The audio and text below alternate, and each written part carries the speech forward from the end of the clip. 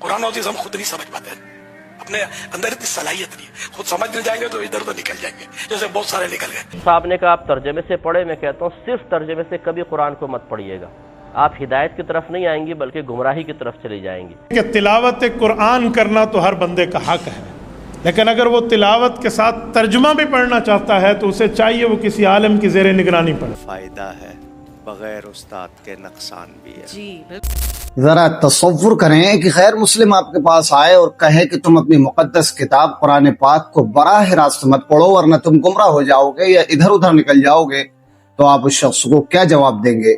यकीनन आप यही कहेंगे कि अल्लाह का दुश्मन है और मुझे बहकाना चाह रहा है। कुरान करीम तो हिदायत की किताब है, उसे पढ़कर तौहीद की समझ आती है, अल्लाह का तारुफ हासिल होता है, हिदायत मिलती है और कुफ्र और गुमराही से निजात हासिल होती है। आपके नजदीक वो शख्स शैतान सिफ्त होगा जो आपको हिदायत की किताब से दूर करके अपनी मन गढ़ंत तालीमात देना चाहता है। अब जरा गौर कीजिए, अगर यही काम कोई मुसलमान आलिम दीन अपनी आवाम के साथ करे और उन्हें ये कहे कि कुरान व हदीस को बराह रास्त मत पढ़ो वरना तुम गुमराह हो जाओगे, तो ये कितनी बड़ी अलमिया बात है। वो शख्स जिसकी हम इज्जत इसलिए करते हैं और उसे मिंबर पर इसलिए बिठाते हैं ताकि वो लोगों तक अल्लाह के दीन की तबलीग करे, अगर वो आवाम को ऐसी बातें सिखाएगा तो क्या उसका दिफा करना चाहिए या उसकी इस्लाह की कोशिश करनी चाहिए? मौलाना इलियास कादरी साहब के हवाले से मैं पहले भी कह चुका हूँ कि इनकी नीयत पर मुझे कोई शक नहीं है, वो एक नेक और शरीफ नफ्स इंसान मालूम होते हैं, लेकिन अपनी कम इल्मी के बायस जो बातें वो लोगों में फैला रहे हैं वो निहायत खतरनाक हैं। उन्होंने दीन में ऐसी ऐसी बिदआत दाखिल कर दी हैं जिनका असल दीन से कोई ताल्लुक नहीं। मसलन केला छीलने का मदनी तरीका, पीली चप्पल के फायदे, खीरा काटने का मदनी तरीका, स्पार्क यानी झटकों से बचने का तरीका, पेट्रोल में बरकत का वजीफा और दाता साहब के घोड़े का वजीफा वगैरह। पीले जूते से फिक्रें कम होती है, टेंशन कम होता है, और ब्लैक शूज से टेंशन बढ़ता है। अब ये तो किसी किताब में नहीं लिखा। भजन यार क्या कर रहे हैं? ये लोग केले हैं ना, बेटे यूं केले तो ये वजन से ये तब खाई। अर्थ की जगह पर हाथ रख दे, ठीक है जी, और पढ़े दादा साहेब की घोड़ी। ये कोई बुजुर्ग होंगे, बोले खीरा बेचारा इतना प्यारा प्यारा, और इसको प्यारा कौन नहीं बोले सब्ज सब्ज। अच्छा, अब इस बेजरर खीरे को बस लगे रहते हैं तो छीलते हैं, और इसका सब्ज सब्ज छिलका जो लोग सर पे सब्ज बांधते हैं ना वो भी कचरा कुंडी में डालते हैं। मतलब मशवरा देता हूँ कि स्कूटर पे डबल सवारी पर बैठे हैं तो ये देख लें कि कहीं वो गंदा जहन तो नहीं बनता, बदन बिल्कुल चिपक के बैठते हैं। ट्रिबल तो तोबा तोबा, आप तो समझदार आदमी कभी करेगा नहीं।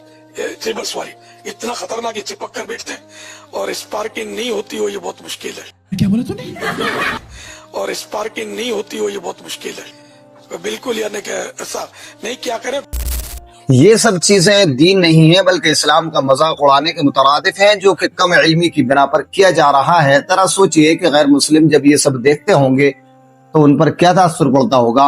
वो कौम जो पहले ही बरसों कुरान पाक को नहीं खुलती और उसे सिर्फ कसम खाने या बेटी की रुखसती पर बरकत के लिए इस्तेमाल करती है, जब आप उन्हें ये बताएंगे कि तुम्हारा बराह रास्त कुरान पढ़ना तुम्हें गुमराह कर देगा, तो क्या वो कभी उसे खोलकर पढ़ने का सोचेंगे भी? हरगिज़ नहीं। ये बिल्कुल वही तरीका कार है जो इससे पहले यहूदी रब्बी और ईसाई पादरी अपना चुके हैं। इन लोगों ने भी अपनी आवाम से यही कहा था कि आम लोग नापाक होते हैं और तुम्हें अल्लाह पाक तक पहुँचने के लिए हम जैसे पाक लोगों की जरूरत है जो अल्लाह के साथ राब्ते में रहते हैं। उसका नतीजा ये निकला कि बंदे और अल्लाह का बराह रास्त ताल्लुक खत्म हो गया, वो दरमियान में पादरी आ गए और वो जो कुछ भी कहते हैं उनका हुक्म अल्लाह के हुक्म के बराबर समझा जाता था और कोई उन पर सवाल नहीं उठा सकता था, क्योंकि आम आवाम को तौरात या बाइबल पढ़ने की इजाजत नहीं थी। यहूदी उलमा के बारे में तो अल्लाह ताला फरमाता है कि उन्होंने दुनियावी माल के खातिर अल्लाह की आयत को बेच दिया या बदल दिया। मिसाल के तौर पर अल्लाह ने तौरात में सूद को हराम किया था, लेकिन उलमा ने उसे अपनी आवाम के लिए जायज करार दे दिया, इसीलिए अल्लाह ने उन्हें उलमा सू, बुरे उलमा करार दिया। हजरत आदी बिन हातिम रज़ियल्लाहु अन्हु जो ईसाई से मुसलमान हुए थे, उन्होंने रसूलुल्लाह सल्लल्लाहु अलैहि वसल्लम की बारगाह में अर्ज किया कि कुरान की एक आयत मुझे परेशान करती है।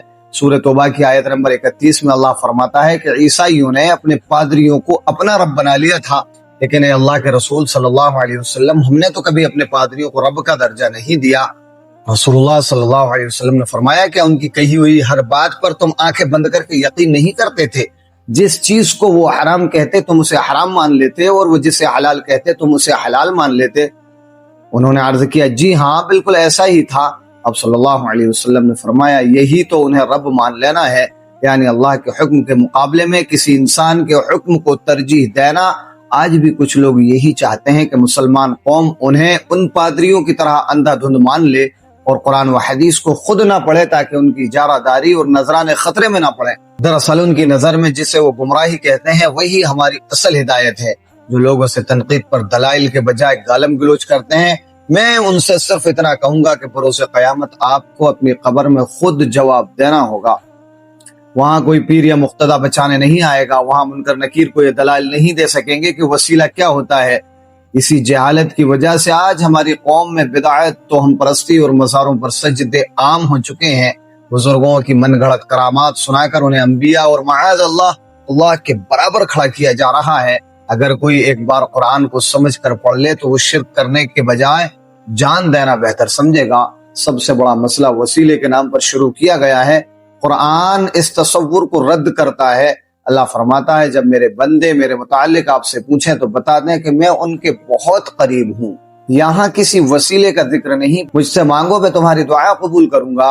अल्लाह कोई दुनियावी बादशाह नहीं है जिसे सिफारिश की जरूरत हो। सूरह बनी इसराइल में अल्लाह फरमाता है तुम मेरे सिवा किसी को अपना वकील ना बनाओ। सूरह यूनुस में अल्लाह ने फरमाया गया कि ये लोग अल्लाह के सिवा जिनसे मुरादे मांगते हैं वो उन्हें कोई नफा या नुकसान नहीं पहुंचा सकते।